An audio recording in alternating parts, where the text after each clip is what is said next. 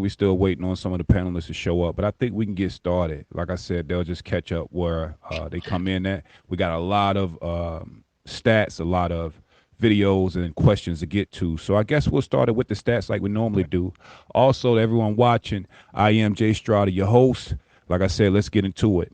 So, by the numbers, bring this up on the screen. I'm going to read this out real quick. While making up only 15% in public schools, black boys are suspended at a rate of 39%. 45% of black students attend high poverty schools compared to 8% of whites. In 2021, 1,087 black men were incarcerated per 100,000 people in the U.S., the highest in all ethnic groups. The unemployment rates of black men is 7.3% compared to 3.4% of white men looking for work. We are the highest. Black men die more than 7 years earlier than any race of women and die younger than every ethnicity except for Native Americans. And lastly, black men from 15 to 34, which only makes up 2% of the population, are 37% of gun homicides. I'm going to let that sit for a minute. I'll let you all take it in. Y'all can kind of give me a head nod or a salute when y'all got a chance to really digest what's going on here, and then we'll get started. Okay. All right. You good, Bino? I'm good to go. All right, dope. All right. So let's start with you, Uno. Which stat pops out to you the most? I mean, I work in the school system, so a lot of times, I mean, that's one of the main ones for me because it all starts with school, um, and that's what I really try to focus on now. My personal life outside of the music and the film stuff. Like right now, I'm just in the school system doing what I got to do through the YMCA and things of that nature, and it's all across the board, bro.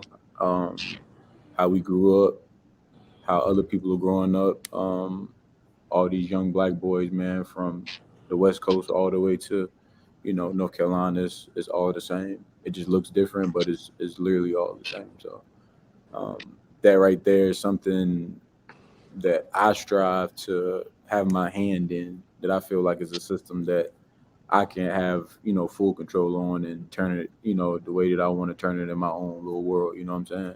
So I could take that and plant that seed in a young black youth, and they can go on and you know and do what they got to do because the school system is tied to everything. The school system is tied to the other statistics as well, the sex statistics, the jail statistics, all that prison pipeline. The school system is one of the biggest corrupt systems that we have, and a lot of times people tend not to do that, or they tend not to talk about it because I mean, attacking the school system is something that's frowned upon because we got our uncles that work there, we got our cousins, our sisters, our brothers, our parents work as in school system. So you look at the school system from that point of view, like, well, my mom works in the school system, so it's not bad, but she's dealing with things she probably don't even talk about to you behind closed doors. But I feel like school system is definitely something that is very, very, very important that we should focus on, especially with young black boys. And I won't go too deep into it because I know Yeah. I want We're going everybody else to slow share cook. before we get into it. Yeah. Absolutely. Bino, what you got? Which stat stood out to you? None of them stood out. The biggest one stood out was probably the 37% of the gun homicides, and with the what was it 5 to 3% of the population. Yep. Yeah, that was the biggest one that stood out number wise. But for me with the stats, it's stuff I already know, man. Stuff I don't know the exact numbers, but like you just presented. But I mean, I pay attention.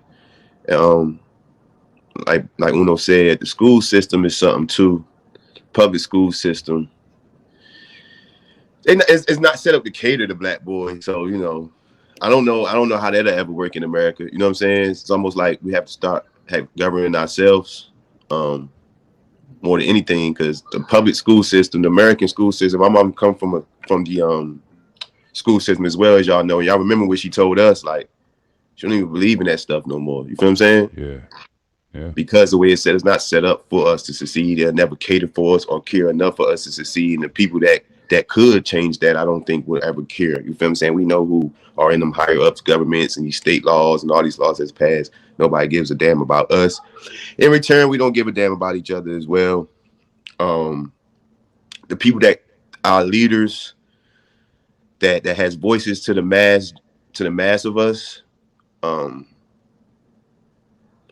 nobody preaches positivity. You know what I'm saying? I wish different people had bigger voices, to be honest. Yeah, I'm into music. Yeah, I watch movies. Yeah, I do all that. But being the man I am today and understanding things like we don't got no Malcolm X's, we don't got no Marcus Garveys, we don't got no MLKs. You know what I'm saying? Like,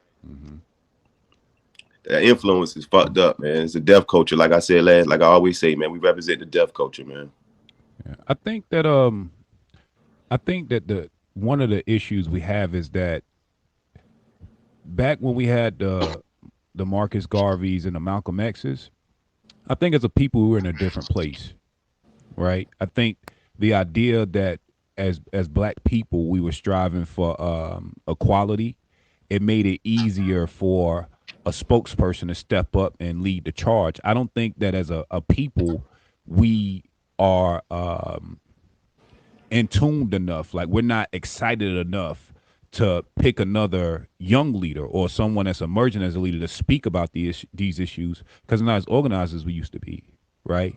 And I don't think that everyone sees it as a problem like they did when we were fighting for equality, right? And so I think that that's kind of one of the biggest shifts, like you said, in leadership was back then there was a collective consciousness that agreed that, hey, we need to be equal.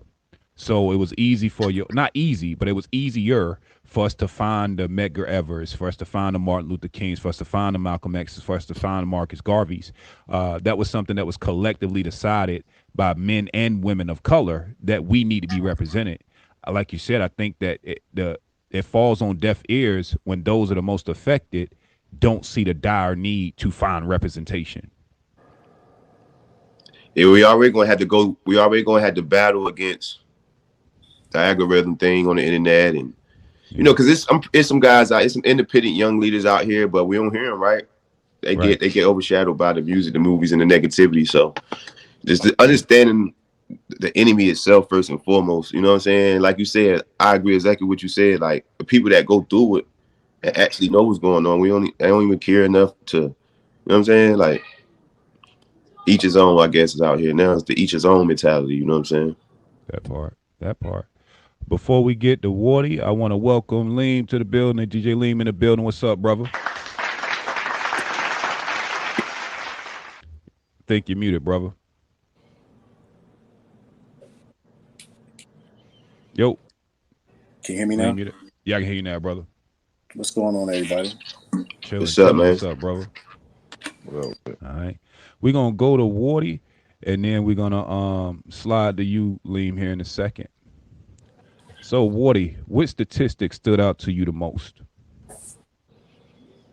I was gonna say I ain't gonna lie. The same one Bino said, the gun violence one, like is just very scary at this time. You know what I'm saying? With gun violence and the young boys getting the, you know, big high power guns with the big clips on them and whatnot. So, and they using them. You feel me? So Yeah, that's a very alarming statistic to me. that makes sense. Like you said, I think it's the availability of these weapons that make them such a higher risk than what they were before. Again, they're so easily accessible. I'm not saying that they weren't always in existence. I just think that we're living in a time to where it's easier to get than it was before, and that's always most of these young guys' mentality of going there first, right? Well, that ball just been getting bigger and bigger since the '90s. It never slowed down. Mm, You know what I'm saying? that's True real. indeed. What do you got on it, Lean? As far as just like the increase in availability of weapons, just like to like just the general consumer, Yeah. I think I don't know. I'm more of like a recreational person. I'll try whatever it is I can try if it's convenient. So for me as a consumer, I'm like, yeah, that's what's up. Now I get to play with these things. I'm not ever going to use them in real life, right? But it's like Mm, now I get to play with them, and I think a lot of people have that mentality. And then they're challenged by what they see other people doing with them. So like, oh, now that I got this and this convenient for me to get this and get that. Like I know guys 17, 18 years old, that's what they put in their stories now. You know, they've been doing that since, you know, Biden came into office, and there was this big scare with him shutting down the gun laws and stuff like that. So everybody just started buying up guns. But, you know, when you operate out of fear, you know, that's what you're gonna get. You're gonna get people that's like, hey, I don't even think I have it in me to actually shoot somebody, but if it comes down to me having to do it, you know, I'm gonna have one just because it's that convenient. And I think that alone is just gonna put up the statistic just because it's more convenient. You know, if you put a cigar shop in the middle of a street that doesn't have, you know, plenty of homes but no other businesses, it's gonna get business just because it's convenient, you know? And that's the Makes way I sense. see that. That makes sense. Time I ever seen my